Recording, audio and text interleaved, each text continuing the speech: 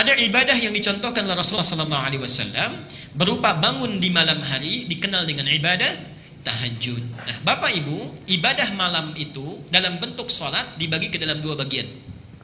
Ibadah malam dalam bentuk salat dibagi pada dua bagian. Satu, salat yang ditunaikan tanpa tidur terlebih dahulu. Salat yang ditunaikan tanpa tidur terlebih dahulu. Kalau malam itu bahasa Arabnya apa? Lail, baik ya. Maka salatnya disebut dengan qiyamul lail. Qiyamul lail. Di kalau antum setelah Isya misalnya tidak tidur dulu, kemudian melakukan aktivitas membaca atau dan sebagainya, ya, maka salat misalnya pada saat itu tanpa tidur terlebih dahulu, salatnya disebut dengan qiyamul lail. Tapi kalau kita tidur dulu, baru setelah bangun dari tidur beraktivitas, tunaikan salat, maka tidurnya hajada, okay? Tidurnya hajada, okay? Bangun dari tidurnya, aktivitas yang dilakukan disebut dengan tahajud. Di salat tahajud itu, salat yang dilakukan di pertengahan malam atau sepertiganya setelah kita tidur terlebih dahulu. Jelas sampai sini? Baik. Apa keutamaan menunaikan salat tahajud ini? Mari kita lihat pelan-pelan. Pertama dibuka surah Al-Muzammil, surah keberapa? 73, keempatnya 74-nya Al-Mudaththir, 73 Al-Muzammil, 75-nya Al-Qiyamah. Ya, baik. Ya ayyuhal muzammil qumil laila inna qalila. Lihat ayat yang ke-6-nya. Allah berfirman di situ, keutamaan salat tahajud, salat yang dilakukan di malam hari. Inna nasyi'atal laili hiya asyaddu wat'aw wa aqwamu qila.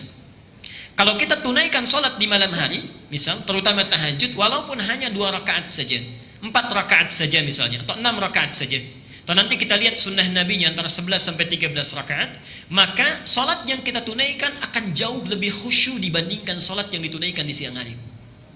Saya ulangi ya, salat yang ditunaikan di malam hari, dalam konteks ini tahajud, kata Allah, itu akan lebih menambah kekhusyuan dibandingkan salat yang ditunaikan di siang hari. Tidak percaya silakan bangun. Bangun kita malam hari, misal jam 1, jam setengah 2, jam 2, salat ibu, salat bapak di malam itu rasanya akan lebih enak dibandingkan sholat di siang hari. Karena itu perhatikan kalimat hadisnya, doa iftitahnya pun itu lain yang sering dibaca Nabi. Kalau siang, sholat siang, kalau disebut sholat siang dalam fikih itu artinya sholat fajar sampai dengan isya, ya, di sholat fardu yang fardu. Nabi seringkali membaca yang Allahumma ba'id. Kalau iftitahnya Allahumma ba'id baini wa baina khatayaya. Ada di mana itu? Ada di Al-Bukhari nomor hadis 711, ya. Allahumma ba'id baini wa baina khatayaya. Tapi kalau salat malam, Rasulullah seringkali membaca yang wajjahtu. Itu hadisnya hadis riwayat Muslim nomor hadis 1848, ya. Malamnya menggunakan wajjahtu, siangnya menggunakan Allahumma ba'id. Baik. Apa rahasianya? Saya ingin jelaskan dulu sebentar. Kalau siang dengan malam, lebih banyak mana aktivitas yang dilakukan? Siang, ya? Baik. Orang semakin banyak beraktivitas, semakin besar peluang berbuat salah. Lisan yang terlalu banyak bicaranya, besar kemungkinan kelirunya. Kaki yang terlalu banyak bergerak, besar kemungkinan kelirunya dalam melangkah. Karena itulah dalam setiap sholat siang, antum misalnya, mohon maaf ya, dari fajar tadi sampai zuhur, ada nggak yang tidak salah?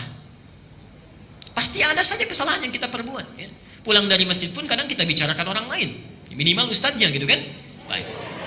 Sampai zuhur pasti ada kesalahan yang kita buat.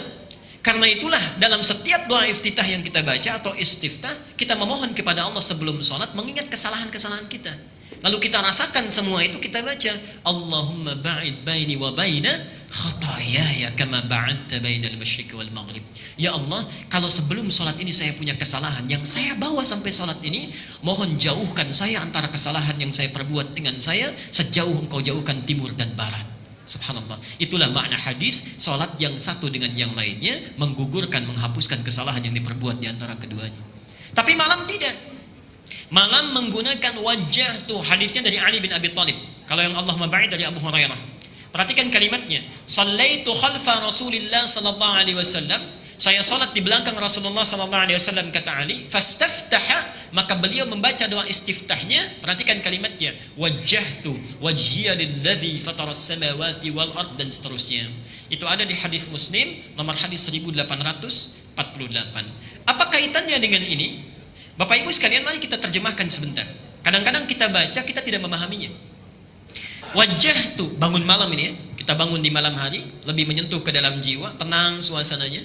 Wajjahtu wajhiya lilladzi fataras samawati wal ard. Duhai Allah, aku hadapkan sepenuhnya, aku pasrahkan diriku kepadamu penguasa langit dan bumi. Inna salati, sungguh bila selama ini aku salat, wa nusuki, dan selama ini aku ibadah, wa mahyaya, dan engkau hidupkan aku hingga malam ini, wa mamati, atau engkau akan wafatkan aku di malam ini, lillahi rabbil alamin, aku ikhlas seluruhnya hanya untukmu semesta alam. Perhatikan, la syarika lahu wa bidzalika umirtu, aku berjanji mulai detik ini tidak akan musyrik lagi selamanya, dengan itu aku diperintahkan. Wa ana minal muslimin, atau wa ana awwalul muslimin, dan aku berjanji mulai saat ini akan menjadi muslim yang lebih tunduk lagi kepadamu. Di malam hari kita resapi, dibayangkan kalau mungkin wafat saat itu, enak rasanya. Karena itu malam hari seringkali menggunakan wajjahtu. Ibu bapak waktu kecil doa istiftahnya apa? Wajjahtu atau inni wajjahtu? Wajjahtu atau inni wajjahtu? Inni wajjahtu. Nggak apa-apa, ada hadisnya itu, ada. Oke? Kalau yang wajjahtu nggak pakai ini, itu ada di hadis Muslim dari Ali bin Abi Thalib yang meriwayatkan. Nomor hadisnya 1848. Kalau pakai ini, ada juga hadisnya. Itu riwayat Ibnu Majah, Sunan Ibnu Majah, nomor hadis 3221. Tapi yang meriwayatkan bukan Ali bin Abi Thalib, yang meriwayatkan Jabir bin Abdullah, sahabat Jabir bin Abdullah. Silahkan buka di setiap kitab hadis ya. Sekarang kita perhatikan, yuk saya bacakan hadisnya ya. An Jabir bin Abdullah radhiyallahu an. Hadis diriwayatkan dari Jabir bin Abdullah, semoga Allah meridhai dia, memberikan ridha kepadanya. Qal, beliau menyampaikan, perhatikan, raaitu Rasulullah sallallahu alaihi wasallam, saya melihat Rasulullah sallallahu alaihi wasallam hina yadhbah, saat akan menyembelih hewan kurban, aqbalal qiblah, menghadapkan hewan kurbannya ke arah kiblat. Thumma qala, kemudian beliau mengucapkan, Allahumma, ya Allah, hadza min Muhammad, ini kurban dari Muhammad, wa ali Muhammad, dan dari keluarga Muhammad, wa ummat Muhammad, dan dari umat Muhammad, bismillahi Allahu akbar, inni wajjahtu wajhiya lilladzi fataras samawati wal ard, dan seterusnya. Dalam versi yang kedua, thumma qala, kemudian beliau mengucapkan langsung, inni wajjahtu wajhiya lilladzi fataras samawati wal ard, dan seterusnya. Jadi hadis tentang inni wajjahtu itu bukan doa istiftah, iftitah itu doa saat menyembelih hewan kurban. Ya.